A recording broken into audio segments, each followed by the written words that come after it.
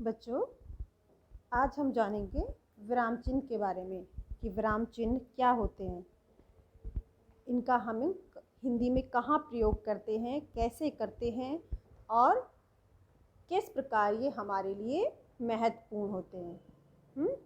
इनको इंग्लिश में क्या बोलते हैं? Resting point. तो चलिए बेटा देखते हैं आज इसके बारे में कि विराम शब्द का अर्थ है रुकना, है ना। ये तो आप जानते ही होंगे, विराम शब्द का क्या अर्थ है? रुकना। जब हम अपने भावों को भाषा के द्वारा व्यक्त करते हैं तब एक भाव की अभिव्यक्ति के बाद कुछ देर रुकते हैं। आपने देखा होगा जब हम बोलते हैं तो बोलते टाइम हम कभी कभी हम अपना वाक्य पूरा करने से पहले बीच में थोड़ी सी देर कहीं रुकते हैं। तो यही जो हमारा रुकना है वो हमारा क्या कहलाता है? विराम। अब इस विराम को प्रकट करने के लिए जिन चिन्हों का प्रयोग किया जाता है वो क्या कहलाते हैं? विराम चिन्ह। जैसे देखिए, नंबर 1 पे क्या है आपका? अल्प विराम। आपको इसमें एक छोटा सा कोमा नज़र आ रहा होगा कोष्टक के अंदर।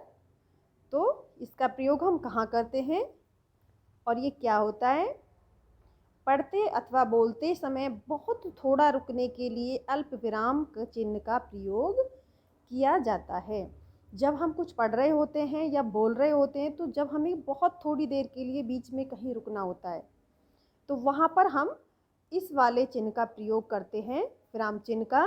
जैसे देखिए उदाहरण में दिया हुआ है, सीता, गीता और लक्ष्मी, है ना। तो यहाँ पर हम सीता के बाद थोड़ी सी देर रुकते हैं, उसके बाद हम गीता बोलते हैं ना। जैसे यह सुंदर स्थल जो आप देख रहे हैं बापू की समाधि है। तो हम यह सुंदर स्थल इतना बोल के थोड़ी सी देर रुके, फिर जो आप देख रहे हैं ये बोलकर थोड़ी देर रुके, फिर बापू की समाधि है, और इस प्रकार हमारा वाक्य पूर्ण हुआ। तो हमने यहाँ पर देखा कि हम जहाँ थोड़ी थोड़ी देर के लिए रुके वहाँ हमने अल्प विराम चिन्ह का प्रयोग किया है। जैसे लाभ, हानि, लाभ, जीवन, मरण। तो यहाँ पर भी हमने यानी हानि लाभ के बाद थोड़ा रुके तो हमने अल्प विराम लगाया, उसके बाद हमने जीवन मरण बोला। तो यानी हमें कोई भी वाक्य बोलते टाइम जब बीच में बहुत कम समय के लिए रुकना होता है तो वहाँ पर हम अल्प विराम चिन्ह का प्रयोग करते हैं। दूसरा देखिए, अर्ध विराम। अब अर्ध विराम और अल्प विराम में क्या अंतर है? थोड़ा सा अंतर है बस, इसमें एक डॉट होती है ऊपर और नीचे कोमा। और इसे ये कहाँ पर प्रयोग किया जाता है? जहाँ अल्प विराम की अपेक्षा कुछ ज़्यादा देर तक रुकना हो। यानी अल्प विराम में तो हम बहुत कम समय के लिए रुकते हैं और अर्ध विराम हम वहाँ पर लगाते हैं जहाँ हमें अल्प विराम से ज़्यादा, मतलब थोड़ी सी देर ज़्यादा रुकना होता है। तो वहाँ पर हम अर्ध विराम चिन्ह का प्रयोग करते हैं। जैसे सूर्योदय हो गया, अंधकार ने जाने कहाँ लुप्त हो गया। तो यहाँ पर हमने कौन सा विराम चिन्ह प्रयोग किया है? अर्ध विराम। नंबर 3 पे देखिए, पूर्ण विराम।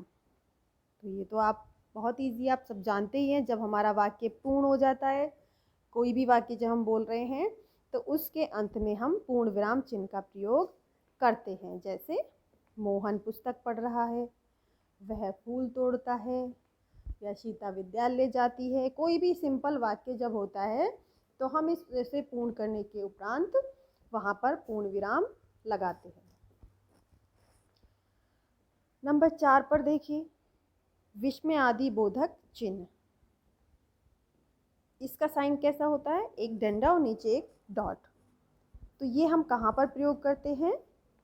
विस्मय, विस्मय मतलब आश्चर्य। हर्ष, हर्ष मतलब खुशी। शोक, शोक मतलब दुख। और घृणा, घृणा मतलब किसी चीज़ से जब हमें नफरत सी होती है, कोई गंदी चीज़ देख लेने पर या कोई बुरी चीज़ देख लेने पर। तो जब ऐसे भावों को दर्शाने वाले शब्द के बाद हम या कभी कभी ऐसे वाक्यांश या वाक्य के अंत में भी विस्मय आदि बोधक चिन्ह का प्रयोग किया जाता है। अब जैसे देखिए उदाहरण में, हाय वह बेचारा मारा गया। तो हाय, हाय कौन सा शब्द है? विस्मय, यानी एकदम आश्चर्य के साथ बोला। दुख का है और विस्मय आश्चर्य का है। तो हाय वह बेचारा मारा गया। तो हाय के बाद हम इसका प्रयोग करेंगे, या जैसे अरे भी आ सकता था, अरे, अरे के बाद भी हम इसका प्रयोग करते। या जैसे दूसरा वाक्य देखिए, वह तो अत्यंत सुशील था, बड़ा अफसोस है। तो यहाँ पर भी हम इसमें विस्मय आदि बोधक चिन्ह का प्रयोग करेंगे। नंबर 5 पर देखिए प्रश्नवाचक चिन्ह। प्रश्नवाचक चिन्ह क्या है? ये भी बहुत सिंपल है, आप सब जानते हैं। प्रश्नवाचक वाक्यों के अंत में हम इनका प्रयोग करते हैं जब हम किसी से कुछ पूछ रहे होते हैं, है ना। जैसे किधर चले, तुम कहाँ रहते हो, तुम कहाँ जा रहे हो, आज कौन आया था, तुम कहाँ जाओगे, वगैरह वगैरह। यानी जिसमें भी हम किसी से कोई प्रश्न पूछते हैं तो वहाँ पर हम प्रश्नवाचक चिन्ह का प्रयोग करते हैं। नंबर 6 पर देखिए कोष्ठक। कोष्ठक क्या है? इसका प्रयोग पद यानी शब्द का अर्थ प्रकट करने के लिए, या क्रमबोध और नाटक या एकांकी में अभिनय के भावों को व्यक्त करने के लिए किया जाता है। आपने कई बार कोई कहानी पढ़ी होगी या कोई नाटक, तो उसमें बहुत ज़्यादा इसका प्रयोग किया जाता है। जब हम किसी अर्थ का या किसी के भावों को प्रकट करते हैं तो हम कोष्ठक बना के उसके अंदर उसके भावों को या किसी भी शब्द के अर्थ को लिख देते हैं। जैसे निरंतर व्यायाम करते रहने से देह स्वस्थ रहता है, हमारा वाक्य ये है। लेकिन हमने यहाँ देखा कोष्ठक में 2 शब्द हमारे आ रखे हैं, लगातार और शरीर। तो लगातार शब्द हमारा किसके लिए दिया है? निरंतर का अर्थ है ये। निरंतर मतलब लगातार, तो इसलिए निरंतर के अर्थ को कोष्ठक के अंदर दे दिया है। ऐसे ही देह किसको कहते हैं? शरीर को। तो ये देह जो है, देह का अर्थ है शरीर। तो यहाँ पर भी आपको समझाने के लिए शरीर शब्द को कोष्ठक में दे दिया गया है। नंबर 7 पर देखिए निर्देशक चिन्ह। इसका प्रयोग विषय विभाग संबंधी प्रत्येक शीर्षक के आगे वाक्यों, वाक्यांशों अथवा पदों के मध्य विचार अथवा भाव को विशिष्ट रूप से व्यक्त करने के लिए किया जाता है। उदाहरण अथवा जैसे के बाद, उद्धरण के अंत में, लेखक के नाम के पहले और कथोपकथन में नाम के आगे किया जाता है। जैसे देखिए समस्त जीव। अब समस्त जीव के बाद आप इसमें कौन सा चिन्ह लगाएंगे? निर्देशक चिन्ह लगाएंगे, ये वाला। एक छोटी सी लंबी सी लाइन खींच देते हैं। उसके बाद हम लिखेंगे घोड़ा, ऊंट, बैल, कोयल, चिड़िया सभी व्याकुल थे, है ना। जैसे तुम सो रहे हो, फिर हम निर्देशक चिन्ह लगाएंगे, अच्छा सो। द्वारपाल, फिर निर्देशक चिन्ह भगवन, एक दुबला पतला ब्राह्मण द्वार पर खड़ा है। तो इस प्रकार हम निर्देशक चिन्ह का प्रयोग करेंगे। नंबर 8 पर देखिए उद्धरण चिन्ह। उद्धरण चिन्ह क्या होता है? ये किसी भी वाक्य के आगे पीछे आपने देखा होगा, 2 कोमा आगे और 2 पीछे लगे रहते हैं।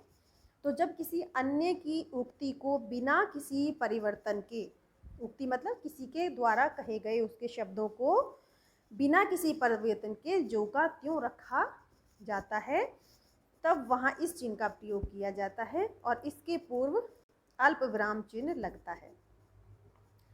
जैसे नेताजी ने कहा था। अब हम यहाँ पर इसके आगे जो शब्द लिखेंगे वो जो नेताजी ने बोले थे वो ज्यों के त्यों होंगे, तो इसलिए हम उनके आगे और पीछे उद्धरण चिन्ह लगाएंगे। तो क्या कहा था नेताजी ने? तुम मुझे खून दो, हम तुम्हें आज़ादी देंगे। रामचरितमानस तुलसी का अमर काव्य ग्रंथ है। या फिर जैसे यहाँ पर हमने रामचरितमानस लिखा है, तो ये एक महत्वपूर्ण पुस्तक है और किसकी है? ये तुलसी के द्वारा लिखा गया एक ग्रंथ है। तो इसके आगे पीछे भी हम उद्धरण चिन्ह का प्रयोग करेंगे। नंबर 9 पर देखिए आदेश चिन्ह। अब ये क्या है? किसी विषय को क्रम से लिखना हो तो विषय क्रम व्यक्त करने से पूर्व इसका प्रयोग किया जाता है। जैसे हम बता रहे हैं सर्वनाम के प्रमुख 5 भेद हैं, तो उसके बाद हम आदेश चिन्ह का प्रयोग करेंगे और फिर हम लिखेंगे अपने 5 भेद, जैसे पुरुषवाचक, निश्चयवाचक, अनिश्चयवाचक, संबंधवाचक और प्रश्नवाचक। नंबर 10 पे योजक चिन्ह। जैसा कि योजक नाम से ही पता है कि किसी भी दो चीज़ को जोड़ना। इसमें समस्त किए हुए शब्दों में जिस चिन्ह का प्रयोग किया जाता है वह योजक चिन्ह कहलाता है। जैसे जब हम लिखते हैं माता पिता, दाल भात, सुख दुख, पाप पुण्य, तो हम बीच में योजक चिन्ह लगाते हैं और इसका अर्थ और शब्द भी प्रकट करता है। जैसे माता और पिता, दाल और भात, सुख और दुख, पाप और पुण्य। तो हम जब कोई भी योजक शब्द लिखते हैं या विपरीतार्थक शब्द लिखते हैं तो ज़्यादातर हम उसमें इनका प्रयोग करते हैं। नंबर 11 पर देखिए लाघव चिन्ह। अब ये लाघव चिन्ह क्या है? आपने कई बार देखा होगा कि आगे एक पहला या दूसरा वर्ण लिख के उसके बाद एक गोल जीरो सी लगी होती है शब्द के आगे।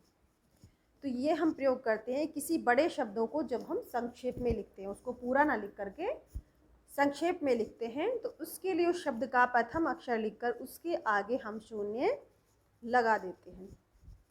जैसे पंडित या प्रोफेसर, उनको हम पूरा ना लिख करके, या डॉक्टर, इनके आगे हम लाघव चिन्ह लगा देते हैं उनके पहला या दूसरा वर्ण लिख करके, तो उससे हम समझ जाते हैं। तो